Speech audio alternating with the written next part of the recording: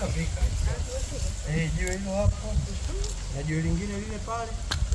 Na lile umeona lile na lingine lile. Kwani hebu tusogee kaangalia. Mpaka pale. Sasa mmeona. Na barabara haiko. Kiwanja umeniandika jina mimi. Umekucha. Kuandika wewe kwa nini hapa? Sasa kwa mwanangu na tunuku unanifanyia unanipa kama zawadi. Kwa wewe nyumba si ile pale nimekuandika wewe na wanao si ile pale? Ndio. Sasa ile haitoshi? Sio hivyo mume wangu.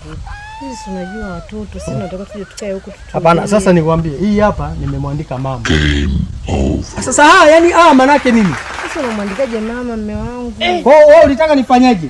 Ile kule watoto si wako, watoto wako hawezi wakakukupa. Yaani kile ni cha kwako na wanao, hiki ni cha mama yangu. Yaani lengo la kukuleta huku uje ukiangalie ili wiki ijayo wanapokuja mimi sipo na safiri. Umuonyeshe uje umuonyeshe kwamba kiwanja chako ni hiki. Na uchukue na video nitumie. Na kukosea ana mume wake vipi? Sasa faida yake kunisomesha mimi ni ipi? Yaani kwa nini alinisomesha mimi? Yaani wewe ningekuwa nimemnunulia mama yako ungesema hivyo. Mbona nyinyi mnakuwa na roho mbaya za kipumbavu? Sio hivyo, yeye ana mume wake. Hapana, hiyo ni roho mbaya kwa sababu yule ni mama yangu mimi. Alinisomesha. Wewe mimi bila kupata kuwa na kazi maalum, wewe ungenitaka mimi wewe? Alinisomesha, nimesoma, nimepata kazi, ndio maana wewe nikuja kukuoa ukanikubalia. Tumekutana maofisini huko umenikubalia kwa sababu nina kazi. Acha upumbavu wewe.